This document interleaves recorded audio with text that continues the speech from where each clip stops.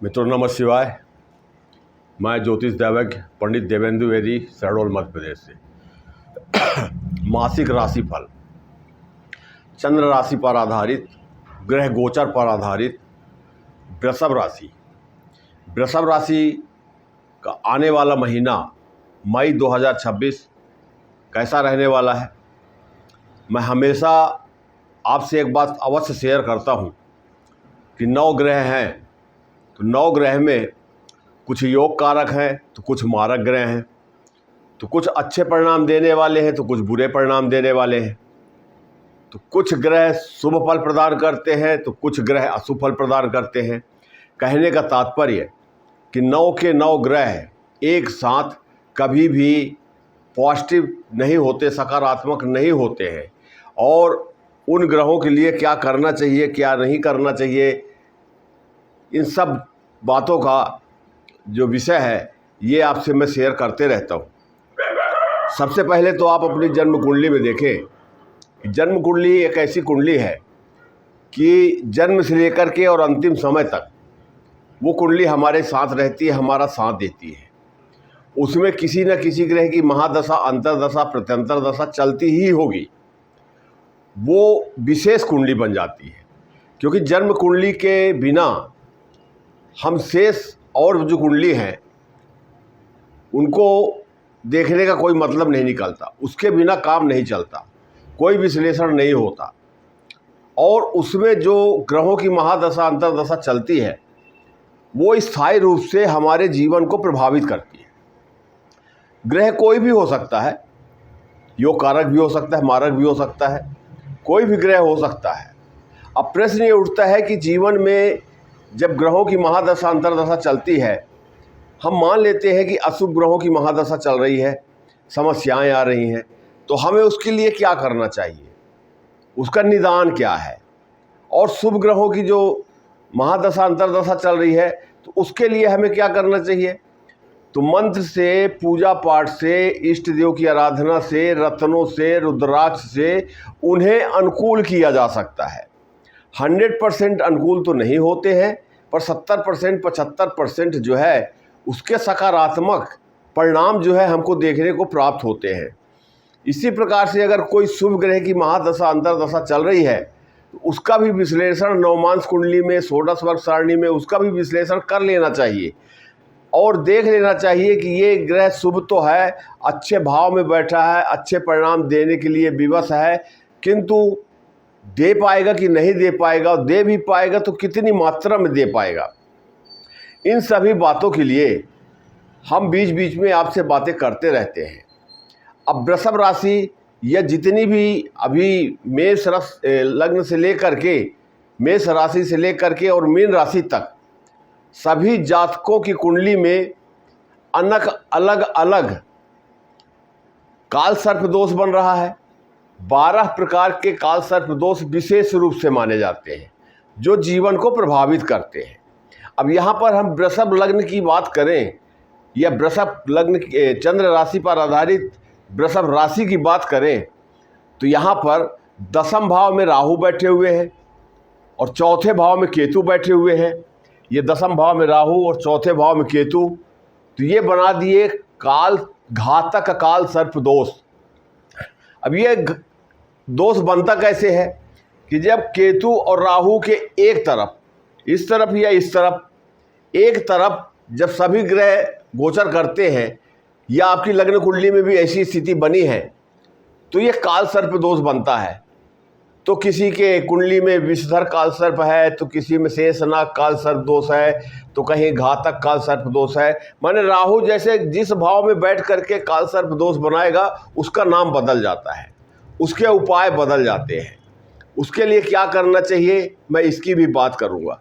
विशेष रूप से जो ये घातक काल सर्प दोष बना हुआ है वृषभ राशि के जातकों के कुंडली में, इसके लिए क्या करना चाहिए।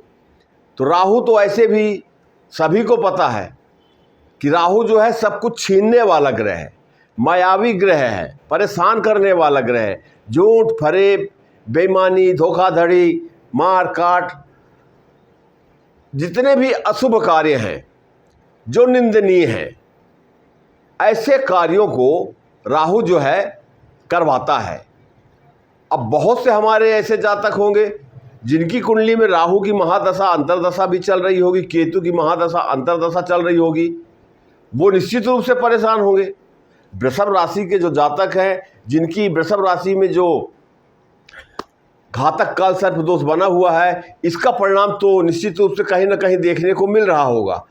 अगर आपने अभी तक कुंडली नहीं देखी है और समस्याएं आ रही हैं, विशेष करके नौकरी से लेकर के, राजनीति को लेकर के, उद्योगपतियों को लेकर के, उच्च पद में जो लोग विराजमान हैं, बैठे हुए हैं, उनको लेकर के जो समस्याएं आ रही हैं कि प्रमोशन नहीं हो रहा है, व्यापार नहीं चल रहा है, राजनीति में हम पिछड़ते ही जा रहे हैं, हमारा सोशल स्टेटस नहीं बन रहा है, तो ये सब चीज़ें जो है जानने के लिए, तो यहाँ पर राहु वृषभ राशि के जो जातक हैं और इस क्षेत्र से, इस फील्ड से जुड़े हुए हैं, उनको राहु की स्थिति अवश्य देखनी चाहिए, क्योंकि राहु यहाँ पर अभी 5 दिसंबर 2026 तक गोचर करेंगे। 18 महीने का गोचर होता है। सभी राशियों में यह काल सर्प दोष बन रहा है, अलग अलग नाम से अलग अलग काल सर्प दोष बन रहा है। अब प्रश्न ये उठता है कि इसके लिए हमको करना क्या चाहिए, इसकी भी मैं बात आपसे करूंगा। राहु जो है जीवन में सब कुछ छीनने वाला ग्रह है, मायावी ग्रह है, चतुर ग्रह है। हम कुछ पाने का प्रयास करते हैं और पा नहीं पाते, और जो हमारे पास होता है वो भी चला जाता है। ये राहु का ही कार्य है, विचित्र ग्रह है। तो राहु से हमेशा सावधान रहना चाहिए। राहु मात्र जन्म कुंडली में, चंद्र कुंडली में 3रे, 6ठे और 11वें भाव में ही अच्छा परिणाम देते हैं। अच्छा परिणाम देने का मतलब यहाँ पर थोड़ा सा शांति मिलती है। जिस भाव में 3, 6, 11 भाव में बैठेंगे, उस भाव से संबंधित फलों को प्रभावित करते हैं, परिणाम देते हैं। पर यहाँ करियर के क्षेत्र में, कर्म क्षेत्र में, 10वें भाव में, सामाजिक स्तर, सोशल स्टेटस के भाव में राहु बैठ करके इन जातकों को विशेष समस्याएं प्रदान कर रहे हैं। और जो लोग अपनी कुंडली नहीं दिखाए हैं वो दिखाएं, किसी को भी दिखाएं। अनुभवी जो ज्योतिषी हैं उनको दिखा करके एक बार राहु का उपाय जरूर करें आप। राहु की महादशा अंतर्दशा चल रही है तो ये स्थिति तो और विकराल हो जाती है। अब एक राशि में लगभग 65-66 करोड़ लोग आते हैं, तो 65-66 करोड़ लोगों के ऊपर राहु की महादशा अंतर्दशा नहीं चलती होगी, लेकिन बहुत से लोगों की अंतर्दशा में, ये महादशा में राहु जो है चल रहे होंगे। पर ये चंद्र राशि में जो ग्रह गोचर होते हैं ये अस्थायी रूप से होते हैं। जैसे यहाँ से कोई भी ग्रह निकल करके जब केतु के बाहर आ जाएगा, केतु के बाहर माने जब कन्या राशि में आ जाएगा, तो ये अशुभ योग जो बना हुआ है, समस्याएं देने वाला है, ये दोष जो है अपने आप ही समाप्त हो जाएगा। लेकिन अभी पूरा वर्ष पड़ा हुआ है, 5 दिसंबर तक यही स्थिति रहेगी। अब 5 दिसंबर के पहले पहले यहाँ से शुक्र है, बुध है, यही ग्रह इस गति से चलते हैं, जल्दी जल्दी राशि परिवर्तन करते हैं, तो यही राशि परिवर्तन करके और इस अशुभ योग को नष्ट करेंगे। राहु जो है सब कुछ छीनने वाला है, जैसा मैंने आपसे बताया है। अब केतु जो है सब कुछ देने वाला है। अब सब कुछ देने वाला है तो वो किस क्षेत्र में है, यहाँ पर अभी राहु का नक्षत्र परिवर्तन भी हुआ है। ये मघा नक्षत्र में प्रवेश किए हैं अभी 29 मार्च को, इससे भी काफ़ी कुछ राहत मिलेगी। पर ये चौथा भाव जो होता है, चौथा भाव जो है हमारा, ये सूर्य की राशि है, सिंह राशि, यहीं पर केतु का गोचर हो रहा है। और ये चौथा भाव जो है सुख सुविधाओं का है, मकान, वाहन, प्रॉपर्टी, जो प्रॉपर्टी डीलिंग का काम करते हैं, ज़मीन बेचने का, खरीदने का, बिल्डिंग बनाने का कार्य करते हैं, उनके लिए थोड़ा सा राहु केतु जो है थोड़ा सा सपोर्ट कर सकते हैं। पर राहु की वजह से जो है ये भी काम बिगड़ सकता है, क्योंकि राहु की 7वीं दृष्टि केतु के ऊपर और केतु की 7वीं दृष्टि राहु के ऊपर, दृष्टि संबंध ये हमेशा बनता है इनका, हमेशा, क्योंकि राहु के 7वें भाव में ही केतु रहता है और केतु के 7वें भाव में राहु रहता है। तो ये आगे पीछे नहीं होते हैं, बराबर एक साथ चलते हैं, एक साथ अंशबल से मजबूत होते हैं। लेकिन केतु जो है ये अच्छे कार्य करवा देता है, धर्म से जुड़े कार्य करवा देता है, इच्छाओं की पूर्ति करता है। राहु वहीं पर सब कुछ बिगाड़ देता है। अब प्रश्न ये उठता है कि बाकी ग्रह जो है वो क्या करेंगे, तो बाकी ग्रह भी अपना काम करेंगे। पर प्रश्न वही उठता है कि अच्छा दूध अगर रखा है और बगल में एक नींबू का छींटा पड़ जाए, दही का छींटा पड़ जाए तो अच्छा दूध भी फट जाता है। अब दूध तो फट गया तो उसे फेंकना नहीं है, उसका हम पनीर बना सकते हैं, मट्ठा बना सकते हैं, दही बना सकते हैं, उससे घी निकाल सकते हैं। हमको यही करना चाहिए। तो राहु जो है इसको आप दही मान लीजिए, और बाकी ग्रह जो हैं वो अपने स्थान में हैं, वो अपना कार्य करेंगे। अब 9 ग्रहों में किसी न किसी ग्रह की महादशा अंतरदशा चलती होगी। कहने का तात्पर्य कि उसका परिणाम जो है व्यक्ति के जीवन में फलीभूत होगा, अच्छे परिणाम देखने को प्राप्त होंगे। लेकिन भारी परिश्रम, भारी संकट के बाद तो जिनकी कुंडली में ये दोष बन रहा है, घातक काल सर्प दोष बन रहा है, वो काल सर्प दोष की पूजा करवा लें। और सबसे अच्छा उपाय है कि बहुत से हमारे जातक जो हैं वो किसी भी कारण से पूजा नहीं करवा सकते या धन का अभाव है, आप स्वयं मंदिर में सोमवार के दिन मंदिर में जा करके 108 बेलपत्र कहीं से कटा पटा ना हो, उसे शुद्ध जल से धो लें। जल में थोड़ा सा गंगा जल मिला के धोएं, और जब साफ हो जाए तो 3 पत्ती का होता है, हर पत्ती में राम राम लिख दें या ओम नमः शिवाय लिख दें या ओम ओम लिख दें, जो अच्छा लगे आपको।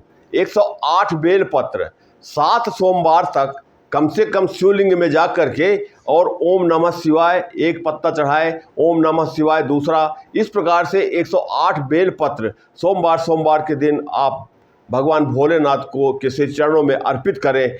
इससे भी राहत मिलेगी। और साथ साथ में आप जब पूजा करते हैं तो भगवान भोलेनाथ की पूजा करें और उन्हीं का स्मरण करें, और महामृत्युंजय मंत्र का जाप जो भी संभव हो आपसे, 1 माला, 3 माला, 5 माला, 11 माला, जो भी संभव हो, जो कर सकते हैं, अगर ये कर लेंगे आप तो ये राहु जो है शांत हो जाएगा और केतु और अच्छा फल देगा, और बाकी ग्रह भी आपके लिए अच्छे हो जाएंगे।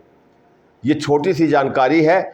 और अंत में मैं आपसे यही कहूँगा कि आप अपने या अपनों की किसी की जन्म कुंडली दिखाना चाहते हैं, ज्योतिषी परामर्श चाहते हैं, सटीक उपाय चाहते हैं, समस्याओं का निदान चाहते हैं, तो दिए गए व्हाट्सएप नंबर में अपना नाम, जन्म तारीख, जन्म समय, जन्म स्थान मैसेज कर दीजिए। और एक बात मैं बता देता हूँ,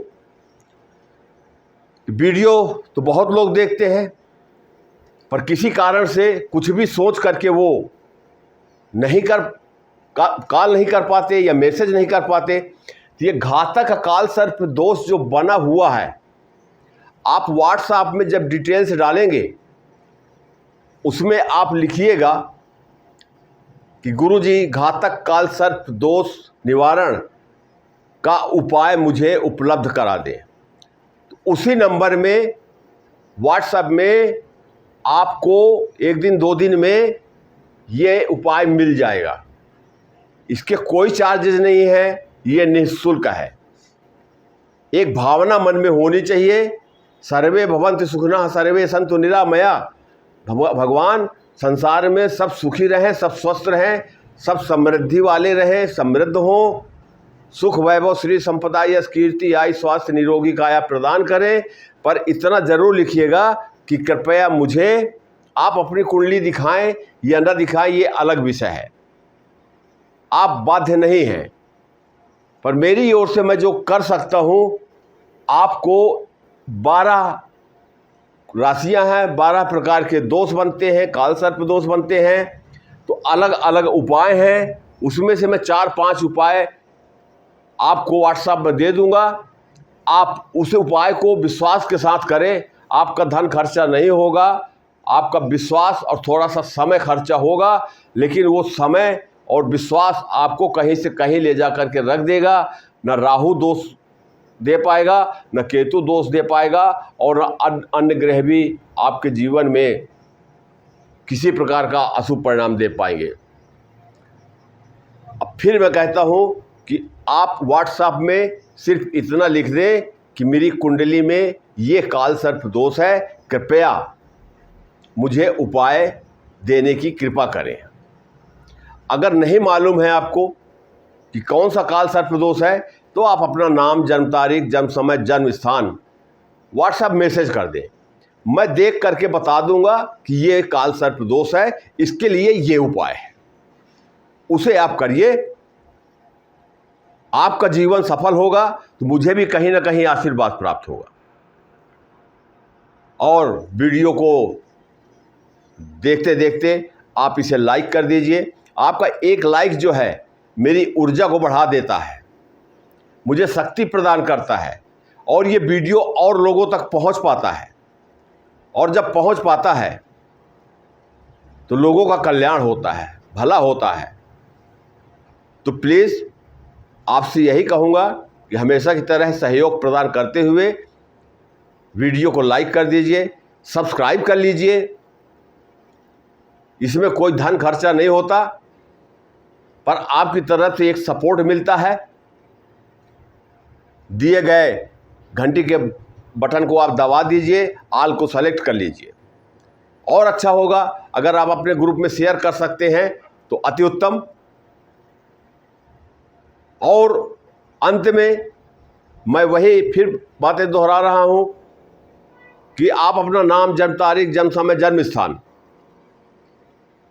मैसेज कीजिए, पर अपनी समस्याओं को गोपनीय रखें कि जब मैं आपकी कुंडली का अध्ययन करूंगा और जैसे आपका नंबर आता है, मैं आपसे स्वयं बातें करूंगा।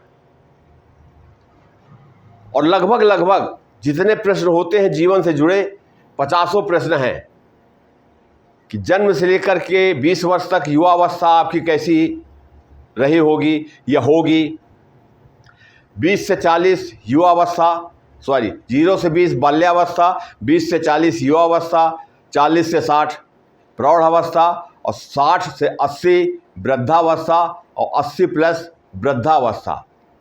आपकी जन्म कुंडली में सबसे ज़्यादा खराब ग्रह कौन सा है? क्योंकि एक ग्रह भी अगर जन्म कुंडली में खराब है तो जब जब किसी भी ग्रह की महादशा, अंतरदशा आएगी, और वो जब अंतरदशा में आएगा तो सब कुछ बना बनाया काम बिगड़ जाएगा। तो सबसे पहले अपने ध्यान में, अपने मस्तिष्क में इस बात को रखना चाहिए कि 9 के 9 ग्रहों में सबसे ज़्यादा खराब हमारे लिए कौन सा ग्रह है। उसकी शांति, उसका उपाय करना अति आवश्यक हो जाता है, क्योंकि हम हमेशा उससे पीड़ित होते रहेंगे।